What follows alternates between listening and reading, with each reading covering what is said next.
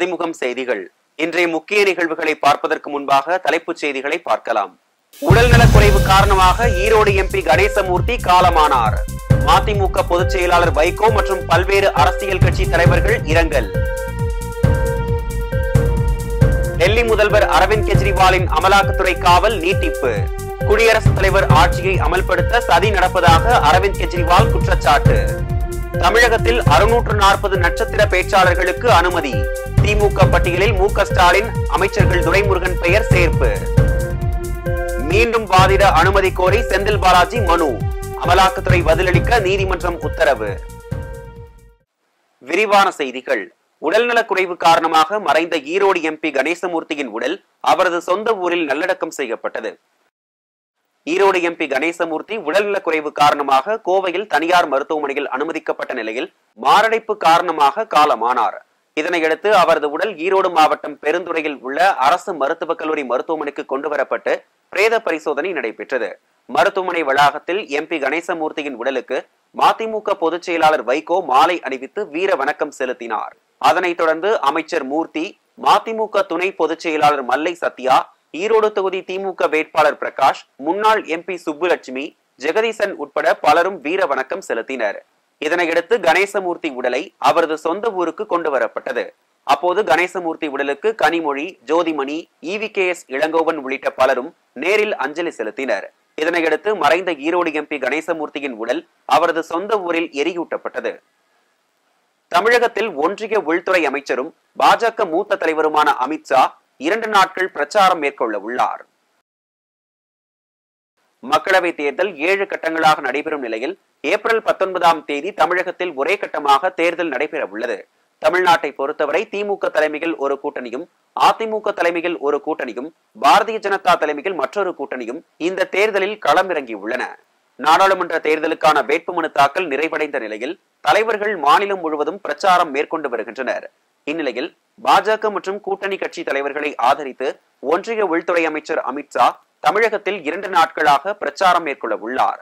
April 4 Madurai மற்றும் சிவகங்கையிலும், April 5ஆம் தேதி சென்னையிலும் அமித்ஷா பிரச்சாரம் செய்ய உள்ளதாக பாஜக தகவல் தெரிவித்துள்ளது. தமிழ்நாட்டில் உள்ள 39 மக்களவை தொகுதிகளில் தாக்கலான வேட்புமனுக்கள் மீதான பரிசீலனை நிறைவு பெற்றது. நாடாளுமன்ற தேர்தலுக்கான வேட்புமனு தாக்கல் நிறைவடைந்த நிலையில் மொத்தம் 1403 பேர் வேட்புமனு தாக்கல் செய்துள்ளதாக தேர்தல் ஆணையம் தரப்பில் தெரிவிக்கப்பட்டது.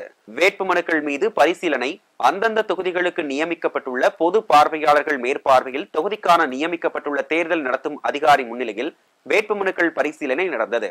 வேட்புமனு பரிசீலனையின் போது வேட்பாளர்கள் தங்கள் சார்பாக வழக்கறிஞர்களுடன் பங்கேற்றனர். முறையாக கையெழுத்து போடப்படாத, ஆவணங்கள் இணைக்கப்படாத மற்றும் உரிய நபர்கள் முன்மொழியப்படாத மனுக்கள் தள்ளுபடி செய்யப்பட்டது. இதில் பெரும்பாலான சுயேட்சை வேட்பாளர்களின் மனுக்கள் தள்ளுபடி செய்யப்பட்டது. முக்கிய அரசியல் கட்சிகளின் வேட்பாளர்களின் மனுக்கள் மீதும் எதிர்ப்பு தெரிவித்ததால் பலரது மனுக்கள் நிறுத்தி வைக்கப்பட்டு பின்னர் ஏற்கப்பட்டன. கோவையில் போட்டியிடும் பாஜக வேட்பாளர் அண்ணாமலை, தூத்துக்குடியில் போட்டியிடும் திமுக வேட்பாளர் கனிமொழி, திருச்சியில் போட்டியிடும் மதிமுகவின் துரை வைகோ உள்ளிட்டோர் வேட்புமனுக்கள் ஏற்கப்பட்டுள்ளது. மேலும் விருதுநகரில் போட்டியிடும் பாஜகவின் ராதிகா சரத்குமார், நீலகிரியில் போட்டியிடும் திமுகவின் ராசா, ராமநாதபுரத்தில் போட்டியிடும் முன்னாள் முதல்வர் O. பன்னீர்செல்வம் ஆகியோரும் வேட்புமனுக்களும் ஏற்கப்பட்டுள்ளது. முன்னாள் முதல்வர் O. பன்னீர்செல்வம் உட்பட 5 பன்னீர்செல்வத்தின் வேட்புமனுக்களையும் தேர்தல் அதிகாரி ஏற்றுள்ளதால் ஒரே பெயருடைய 5 பேர் சுயேட்சையாக வெவ்வேறு சின்னத்தில் நிற்கும் பட்சத்தில் வாக்குகள் சிதறும் சூழல் ஏற்பட்டுள்ளது. அரவிந்த் கெஜ்ரிவாலை டெல்லி முதல்வர் பதவியில் இருந்து நீக்க கோரி தொடரப்பட்ட பொதுநல மனுவை தள்ளுபடி செய்து டெல்லி உயர்நீதிமன்றம் உத்தரவிட்டுள்ளது. டெல்லி கலால் கொள்கை முறைகேடு வழக்கில் குற்றம் சாட்டப்பட்ட முதல்வர் அரவிந்த் கெஜ்ரிவால் அமலாக்கத்துறை அதிகாரிகளால் கடந்த 21ஆம் தேதி கைது செய்யப்பட்டார். அவரை காவலில் எடுத்து அமலாக்கத்துறை அதிகாரிகள் விசாரணை நடத்தி வந்தனர். இதனிடையே அரவிந்த் கெஜ்ரிவாலின் ஜாமீன் மனுவை விசாரித்த டெல்லி உயர்நீதிமன்றம் அமலாக்கத்துறை 7 நாட்களில் பதிலளிக்க உத்தரவிட்டு வழக்கு விசாரணையை ஏப்ரல் 3ஆம் தேதிக்கு ஒத்திவைத்துள்ளது. இதனிடையே நிதி முறைகேட்டில் குற்றம் சாட்டப்பட்டுள்ளதால் கெஜ்ரிவாலை பதவி நீக்கம் செய்ய வேண்டும் என சுர்ஜித் சிங் என்பவர் வழக்கு தொடர்ந்திருந்தார். இந்த வழக்கு டெல்லி உயர்நீதிமன்றத்தில் விசாரணைக்கு வந்தபோது வழக்கில் குற்றம் சாட்டப்பட்டவர் முதலமைச்சர் பதவியில் இருக்கக்கூடாது என்று தடை உள்ளதா என்று மனுதாரரிடம் நீதிபதி கேள்வி எழுப்பினார். இந்த விவகாரத்தில் நீதிமன்றம் எவ்வாறு தலையிட முடியும் என்றும் பதவியில் இருந்து நீக்குவது குறித்து துணைநிலை ஆளுநர் குடியரசுத் தலைவர் தான் இதில் முடிவு செய்ய வேண்டும் என கூறி மனுவை நீதிபதிகள் தள்ளுபடி செய்தனர். இந்நிலையில் அமலாக்கத்துறை காவல் நிறைவடைந்ததை அடுத்து டெல்லி ரோஸ் அவென்யூ நீதிமன்றத்தில் ஆஜர்படுத்தப்பட்டார். அப்போது கெஜ்ரிவாலுக்கு மேலும் 5 நாட்கள் அமலாக்கத்துறை காவல் நீட்டித்து உத்தரவிட்டது. முன்னதாக செய்தியாளர்களுடன் பேசிய கெஜ்ரிவால் டெல்லியில் குடியரசுத் தலைவர் ஆட்சியை அமல்படுத்த மிகப்பெரிய சதி நடப்பதாக தெரிவித்தார். சதியை முறியடிக்கும் வகையில் டெல்லி மக்கள் தக்க பாடம் புகட்டுவார்கள் என்றும் மதுபான கொள்கை வழக்கில் தன்னை சிக்க வைக்க வேண்டும் என்றே அமலாக்கத்துறை செயல்பட்டுள்ளதாகவும் தெரிவித்தார். திருச்சி மலைக்கோட்டை பகுதிகளில் திருச்சி நாடாளுமன்ற தொகுதி வேட்பாளரும் மதிமுக முதன்மை செயலாளருமான துரை வைகோ பொதுமக்களை சந்தித்து வாக்கு சேகரித்தார். திமுக கூட்டணியில் மதிமுக சார்பில் திருச்சி தொகுதியில் போட்டியிடும் துரை வைகோ அரசியல் கட்சி பிரமுகர்கள் மற்றும் பொதுமக்களை சந்தித்து வாக்கு சேகரித்து வருகிறார். அதன் தொடர்ச்சியாக திருச்சி துப்பாக்கி தொழிற்சாலையில் அமைந்துள்ள சிறை மீண்ட அன்னை வேளாங்கண்ணி ஆலயத்தில் அமைச்சர் அன்பில் மகேஷ் மற்றும் துரை வைகோ வழிபட்டனர். அப்போது அருட்தந்தை சகாயராஜ், ஆலய கமிட்டி தலைவர் கென்னடி, பொருளாளர் சகோதரர் டேவிட் ஆகியோர் துரை வைகோவிற்கு வாழ்த்து தெரிவித்தனர்.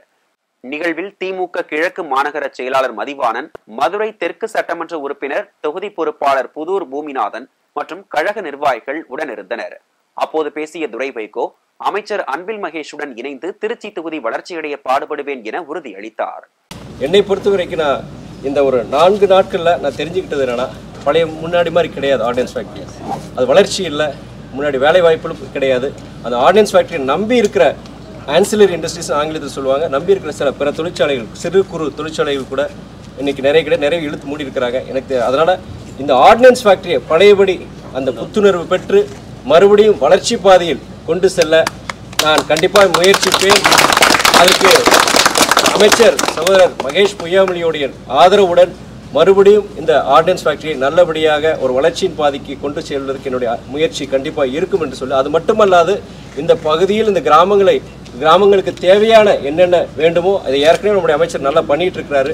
அவருக்கு உறுதுணையாக நான் இருந்து நான் பணியாற்றுவேன்னு சொல்லிட்டு இங்கே வந்து என்னை வரவேற்று எனக்கு இன்முகத்துடன் உங்களின் ஒருவனாக என்னை ஏற்றுக்கொண்டதற்கு என்னுடைய நன்றியை தெரிவித்துக் கொண்டு, அதனைத் தொடர்ந்து மலைக்கோட்டை சறுக்குப்பாறை பகுதியில் துரை வைகோ பொதுமக்களை சந்தித்து துண்டு பிரசுரங்களை விநியோகம் செய்து வாக்கு சேகரித்தார்.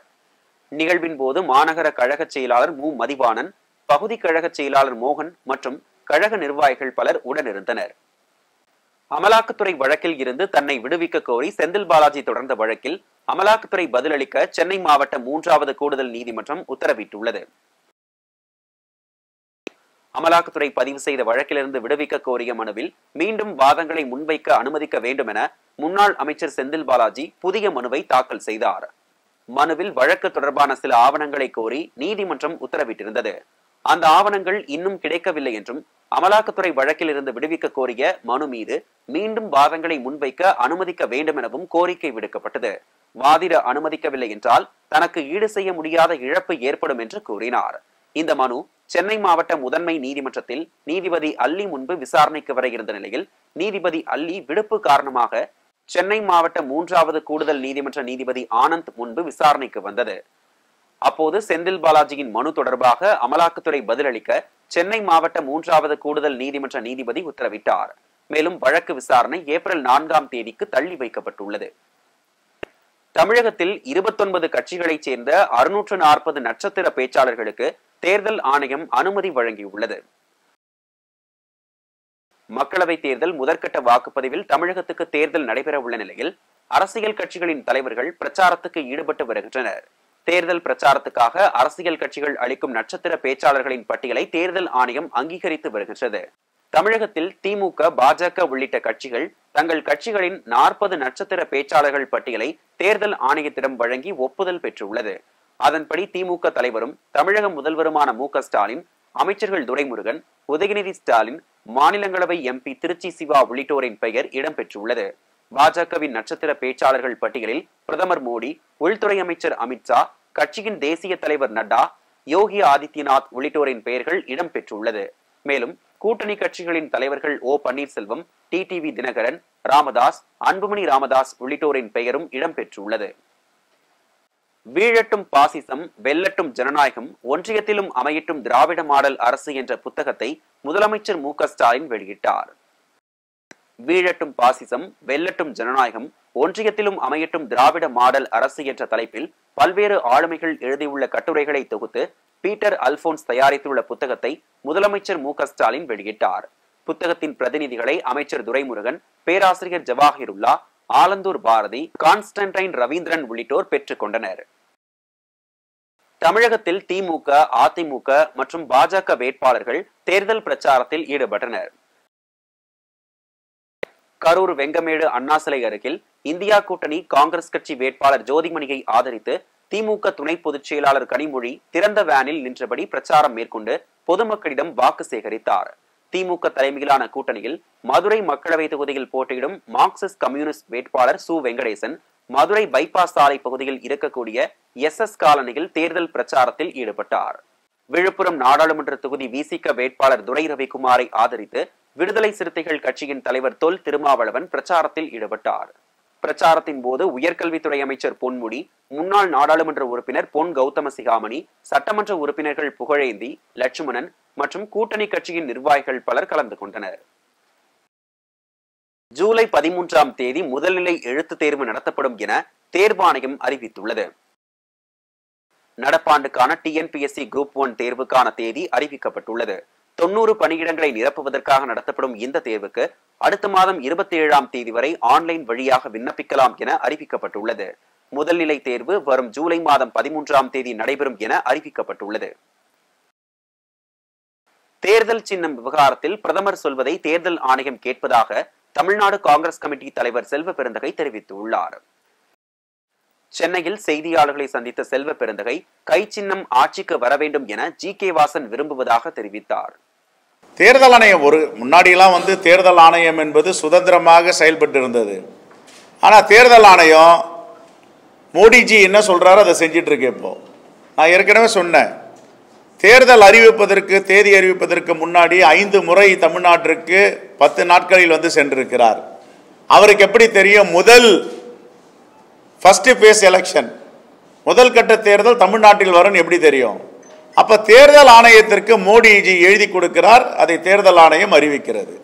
அமலாக்கத்துறை அவருடைய கையில், CBI அவருடைய கையில், இன்கம் டாக்ஸ் அவருடைய கையில், தேர்தல் ஆணையம் அவருடைய கையில்.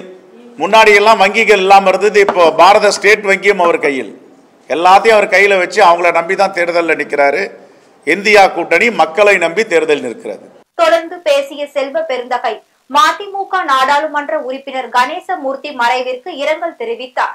மறுமலர்ச்சி திராவிட முன்னேற்ற கழகத்தின்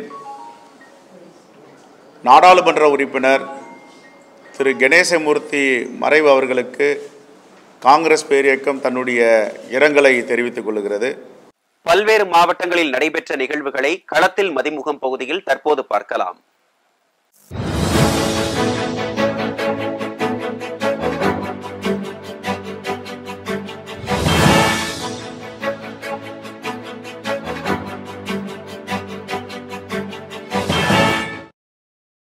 திருவள்ளூர் மாவட்டம் பழவேற்காடு அருகே திருப்பாலைவனம் கிராமத்தில் பெடரல் வங்கியின் புதிய கிளை திறக்கப்பட்டது. திருப்பாலைவனம் ஊராட்சி மன்ற தலைவர் பவானி தலைமையில் நடைபெற்ற விழாவில் கங்கை அமரன் கலந்து கொண்டு ரிப்பன் வெட்டி திறந்து வைத்தார். இந்நிகழ்ச்சியில் சென்னை பெடரல் வங்கியின் துணைத் தலைவர் ஆண்டனி, மீனவர் சங்கங்களின் கூட்டமைப்பு முதன்மை நிர்வாகி பெர்னாட் உள்ளிட்டோர் கலந்து கொண்டனர்.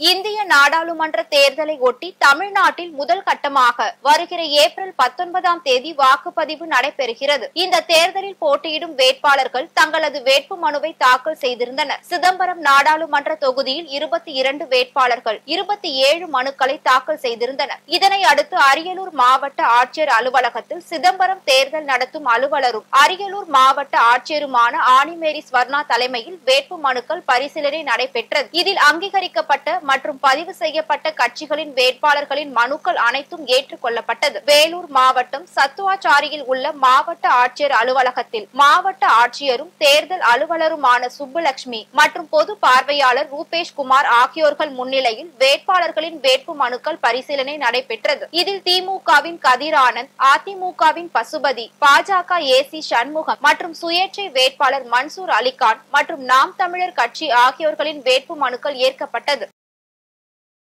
திருவண்ணாமலை மாவட்டம் ஆரணி பாராளுமன்ற தொகுதியில் போட்டியிட வேட்புமனு தாக்கல் செய்தவர்களில் 32 பேர் தகுதி பெற்றவர்களாக தேர்தல் அலுவலரால் அறிவிக்கப்பட்டுள்ளது. இதேபோல் திருவண்ணாமலை பாராளுமன்ற தொகுதியில் திமுக வேட்பாளர் அண்ணாதுரை, பாஜக வேட்பாளர் அஸ்வத்தாமன், அதிமுக வேட்பாளர் கலியபெருமாள் உட்பட 37 வேட்பாளர்கள் தகுதி பெற்றவர்களாக அறிவிக்கப்பட்டுள்ளனர். ஆண்டுதோறும் ஒவ்வொரு ஏப்ரல் மாதத்தில் கார் முதல் கனரக வாகனம் வரை சுங்க கட்டணத்தை ஒன்றிய அரசு உயர்த்தி வருகிறது. நாள்தோறும் வாகன ஓட்டுநர்கள் பொருளாதார சிக்கலில் சிக்கி தவிக்கும் நிலையில் இந்த சுங்க கட்டணம் அவர்களுடைய வாழ்வாதாரத்தை பாதிக்க செய்வதாக மிகுந்த வேதனை தெரிவித்துள்ளனர். எனவே ஆண்டுதோறும் உயர்த்தப்படும் சுங்க கட்டணத்தை அகற்றுவதற்கு மத்திய மாநில அரசுகள் நடவடிக்கை எடுக்க வேண்டும் என வாகன ஓட்டிகள் வேண்டுகோள் விடுத்துள்ளனர். ஏப்ரல் மாதம் இந்த சுங்க கட்டணத்தை உயர்த்திக் கொண்டு போய் கொண்டிருக்கிறது. இதனால் அன்றாட பொதுமக்களும் மோட்டார் வைத்து நடத்தி கொண்டு இருக்கின்ற நாங்களும் தனியார் வாகனங்களும் மிகவும் பாதித்துக் கொண்டிருக்கிறது. இதை எத்தனையோ முறை மத்திய மாநில அரசுகளுக்கு நாங்கள் இந்த விவரங்களை எடுத்து கூறினாலும் மனு கொடுத்தாலும் எந்த விதமான அரசியல் கட்சிகளும் அதிகாரிகளும் எங்களுக்கு செவி சாய்ப்பதாக தெரியவில்லை. எனவே திருமங்கலம் நகர் நாடாளுமன்ற தேர்தலில் இருக்கக்கூடிய அனைத்து வேட்பாளர்களுக்கும் இந்த சுங்கச்சாவடியை யாரு அகற்றி கொடுக்கிறார்களோ அவர்களுக்கு நாங்கள் அனைத்து வாக்குகளையும் செலுத்தி அதிகப்படியான வாக்கு வித்தியாசத்தில் ஜெயிக்க வைக்கிறோம் என்று இருந்து கேட்டுக்கொள்கிறோம். அரியலூர் மாவட்டத்தில் கோடை வெயிலின் தாக்கத்தை குறைக்கும் வகையில் போக்குவரத்து காவல்துறையின் சார்பில் நீர்மோர் மற்றும் தண்ணீர் வழங்கும் நிகழ்ச்சி தொடங்கப்பட்டது. அண்ணா சிலை அருகே உள்ள காவலர் கேண்டீனில் இந்த நீர்மோர் வழங்கும் திட்டத்தை மாவட்ட காவல் கண்காணிப்பாளர் செல்வராஜ் தொடங்கி வைத்தார். இதனைத் தொடர்ந்து போக்குவரத்து காவலர்கள் மற்றும் பொதுமக்களுக்கு தர்பூசணி, ஜூஸ், நீர், மோர் மற்றும் தண்ணீர் ஆகியவை வழங்கப்பட்டது. புதுக்கோட்டை மாவட்டம் அரிமளம் அருகே உள்ள பெருங்குடி வேண்டி வந்த அம்மன் கோவில் பங்குனி திருவிழாவை முன்னிட்டு மாட்டு வண்டி பந்தயம் நடைபெற்றது. இந்த போட்டியில் சிவகங்கை, புதுக்கோட்டை, திருச்சி, தஞ்சாவூர், தேனி உள்ளிட்ட பல்வேறு மாவட்டங்களை சேர்ந்த 25 ஜோடி மாட்டு வண்டிகள் கலந்து கொண்டது. இறுதியில் பெரிய மாடு மற்றும் கரிச்சான் மாடு பிரிவில் வெற்றி பெற்ற மாட்டு வண்டி உரிமையாளர்களுக்கு ரொக்க பணம் பரிசாக வழங்கப்பட்டது. இந்த பந்தயத்தை காண சாலையில் இரு புறங்களிலும் நின்று ஏராளமான பொதுமக்கள் ஆர்வத்துடன் கண்டு ரசித்தனர். மதுரை மாவட்டம் திருப்பரங்குன்றம் கோவிலில் சுப்பிரமணிய சுவாமி தெய்வானை அம்மன் திருக்கல்யாண வைபவம் வெகு விமர்சையாக நடைபெற்றது. கோவிலில் 6 கால் மண்டபத்தில் சுப்பிரமணிய சுவாமி தெய்வானை அம்மன் திருமண சிறப்பு அலங்காரத்தில் எழுந்தருளினார். அங்கு மீனாட்சி அம்மன், சுந்தரேஸ்வரர், பிரியாவிடை முன்னிலையில் திருக்கல்யாண வைபவம் நடைபெற்றது. இதில் ஆயிரக்கணக்கான பக்தர்கள் கலந்து கொண்டு சுவாமி தரிசனம் செய்தனர். பின்னர் திருக்கல்யாண விழாவில் கலந்து கொண்ட பக்தர்கள் அனைவருக்கும் அன்னதானம் வழங்கப்பட்டது. திருப்பூர் காங்கேயம் சாலையில் உள்ள மனிதநேய ஜனநாயக கட்சி மாவட்ட அலுவலகத்தில் அக்கட்சியின் தலைவர் அன்சாரி செய்தியாளர்களை சந்தித்தார். அப்போது பேசிய அவர், தமிழகம், புதுச்சேரியை தொடர்ந்து கேரளா, ஆந்திரா, கர்நாடகா ஆகிய மாநிலங்களிலும் மனிதநேய ஜனநாயக கட்சியின் சார்பில் இந்தியா கூட்டணிக்கு ஆதரவளிப்பதாக தெரிவித்தார். தமிழ்நாடு மட்டுமின்றி புதுச்சேரி மட்டுமின்றி கேரளா, கர்நாடகா, ஆந்திரா மாநிலங்களிலும் மனிதநேய ஜனநாயக கட்சி இந்தியா கூட்டணியை ஆதரித்து களப்பணி செய்து பரப்புரைகளை முன்னெடுப்பது என்று நாங்கள் தீர்மானித்திருக்கின்றோம். மதிமுகவுடைய முன்னணி நிர்வாகியும் ஈரோடு நாடாளுமன்ற தொகுதியுடைய உறுப்பினருமான அண்ணன் திரு கணேசமூர்த்தி அவர்கள் இன்று துயர மரணத்தை தழுவியிருப்பது ஆழ்ந்த வேதனை அளிக்கிறது. அவருடைய குடும்பத்தினருக்கும் மறுமலர்ச்சி திராவிட முன்னேற்ற கழகத்தினருக்கும் மனிதநேய ஜனநாயக கட்சியின் சார்பிலே ஆழ்ந்த இரங்கலையும் ஆறுதலையும் தெரிவித்துக் கொள்கிறோம். நீலகிரி பாராளுமன்ற திமுக வேட்பாளர் ராசா சென்ற வாகனத்தை தேர்தல் பறக்கும் படையினர் சோதனை செய்ததால் பரபரப்பு ஏற்பட்டது. நீலகிரி பாராளுமன்ற திமுக வேட்பாளர் ராசா, சுற்றுலாத்துறை அமைச்சர் கே ராமச்சந்திரன், மாவட்ட திமுக செயலாளர் பாமு முபாரக் ஆகியோர் சென்ற காரை கோத்தகிரி பகுதியில் தேர்தல் பறக்கும் படையினர் தடுத்து நிறுத்தி சோதனை மேற்கொண்டனர். இதனால் அந்த பகுதியில் பரபரப்பு ஏற்பட்டது. திண்டுக்கல் மாவட்டம் கொடைக்கானலில் முக்கிய சுற்றுலா இடமான பிரையன் பூங்காவில் சுற்றுலா பயணிகளை கவரும் விதமாக மலர் செடிகள் நடவு செய்யப்பட்டு பராமரிக்கப்பட்டு வருகிறது. மலர் கண்காட்சி நடைபெறும் நிலையில் பூங்காவில் pansy, petunia, marigold, lilium, salvia, dianthus உள்ளிட்ட பல்வேறு வகையான மலர் நாற்றுகளை தொட்டிலில் வைத்து பராமரிக்கும் பணி தீவிரமாக நடைபெற்று வருகிறது. வரும் மலர் கண்காட்சிக்கு சுற்றுலா பயணிகளின் கண்களுக்கு விருந்தளிக்கும் வகையில் மலர்கள் பூத்து குலுங்கும் என தோட்டக்கலைத்துறை அலுவலர் சிவபாலன் தெரிவித்துள்ளார். திமுக மற்றும் அதன் கூட்டணி கட்சி வேட்பாளர்களுக்கு ஆதரவு அளிப்பதாக வீரபாண்டிய கட்டபொம்மன் மக்கள் முன்னேற்ற இயக்கம் தெரிவித்துள்ளது. சென்னையில் செய்தியாளர்களை சந்தித்த இயக்கத்தின் தலைவர் இளைய கட்டபொம்மன் சென்னை காமராஜர் நினைவிடத்தில் வீரபாண்டிய கட்டபொம்மன் சிலை வைத்து திமுக தாம் வைத்த கோரிக்கைகளை நிறைவேற்றியுள்ளதாக தெரிவித்தார். நாங்கள் வீரபாண்டிய கட்டபொம்மன் மக்கள் முன்னேற்ற இயக்கம் மற்றும் முதன்மை நிர்வாகிகள்லாம் வந்திருக்கோம். இந்த பிரஸ் மீட் எதுக்குன்னா, வருகின்ற பாராளுமன்ற தேர்தலில் திமுகவிற்கு ஆதரவு தெரிவிப்பது தொடர்பாக எங்களுடைய செயற்குழு மற்றும் பொதுக்குழு கடந்த மாதம் கூடி திமுகவுக்கு ஆதரவு என்ற ஒரு நிலைப்பாட்டை எடுத்திருக்கோம். அதை தமிழக மக்களுக்கும் தமிழக செய்தி மற்றும் விளம்பரம் உங்கள் முன்னாடியே அதை நாங்கள் சொல்லணுங்கிறதுக்காக இந்த பிரஸ் மீட்டு. மத்திய சென்னை நாடாளுமன்ற பாஜக வேட்பாளர் வினோத் பி செல்வம் தீவிர வாக்கு சேகரிப்பில் ஈடுபட்டார். 94, 95வது வார்டுக்கு உட்பட்ட பகுதியில் பாஜக தேர்தல் பணிமனைகளை திறந்து வைத்தார். வாக்கு சேகரிப்பின் போது ஆயிரக்கணக்கான பொதுமக்கள் திரளாக கலந்து கொண்டு வினோத் பி செல்வத்திற்கு உற்சாக வரவேற்பு அளித்தனர். பிரச்சாரத்தின் போது கூட்டணி கட்சியினரும் திரளாக கலந்து கொண்டு மேல தாளங்களுடன் வான வேடிக்கை வெடித்து உற்சாக வரவேற்பு அளித்தனர். அதாவது ஒரு காலத்துல பாஜகவுக்கெல்லாம் ஆள் பலம் கிடையாது, கிடையில ஆள் இல்லை என்று சொன்ன காலம் போய் மத்திய சென்னை பார்லிமெண்ட் கான்ஸ்டிடுவன்சிக்கு உட்பட்ட 39 தொகுதி 39 வார்டு கான்ஸ்டிடுவன்சியிலுமே தேசிய ஜனநாயக கூட்டணியின் சார்பாக அலுவலகங்கள் திறக்கப்பட்டு இங்க இருந்து அந்த அலுவலகங்கள் நடக்கக்கூடிய வேலைகள், மக்களை சந்திப்பதற்கான வேலைகள் செய்வதற்கான ஏற்பாடு நடைபெற்றுக் கொண்டிருக்கு. அந்த வரிசையிலே இன்று திரு மருது அவர்களின் ஏற்பாட்டிலே 95வது வட்டத்திலும் சரி 94வது வட்டத்திலும் சரி 2 வட்டத்திலுமே தேசிய ஜனநாயக கூட்டணியின் சார்பாக சிறப்பான அலுவலகங்கள் திறக்கப்பட்டு பணிமனைகளாக தேர்தலுக்கு செயல்பட தயாராக இருக்கின்றன. தேங்க்யூ. லோகேஷ் கனகராஜ் இயக்கத்தில் சூப்பர் ஸ்டார் ரஜினிகாந்த் நடிக்கும் தலைவர் 171 படத்தின் புதிய போஸ்டரை சன் பிக்சர்ஸ் நிறுவனம் வெளியிட்டுள்ளது.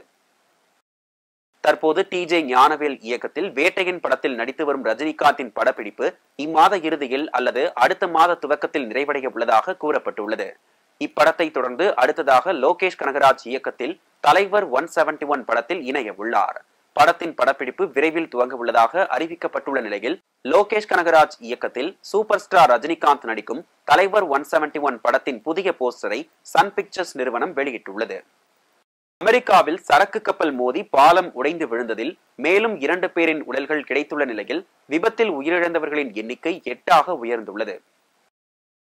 அமெரிக்காவின் மேரிலாந்து மாகாணத்தில் உள்ள பால்டிமோர் பகுதியில் இலங்கையின் கொழும்பு நகருக்கு சென்று கொண்டிருந்த சரக்கு கப்பல் எதிர்பாராத விதமாக பாலத்தின் மீது மோதி விபத்துக்குள்ளானது.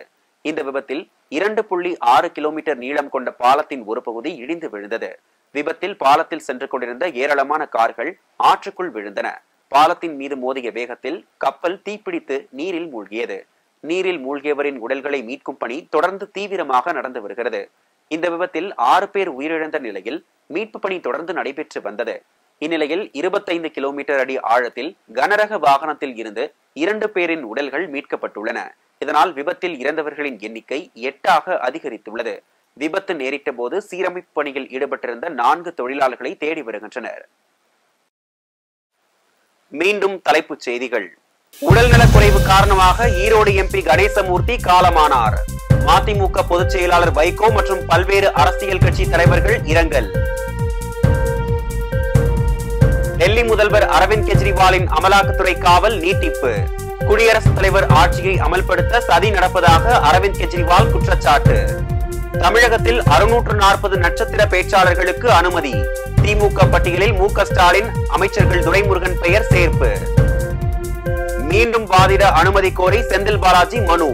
அமலாக்கத்துறை பதிலளிக்க நீதிமன்றம் உத்தரவு. இத்துடன் செய்திகள் நிறைவடைந்தன. மீண்டும் செய்திகள் பிற்பகல் 1:30 மணிக்கு.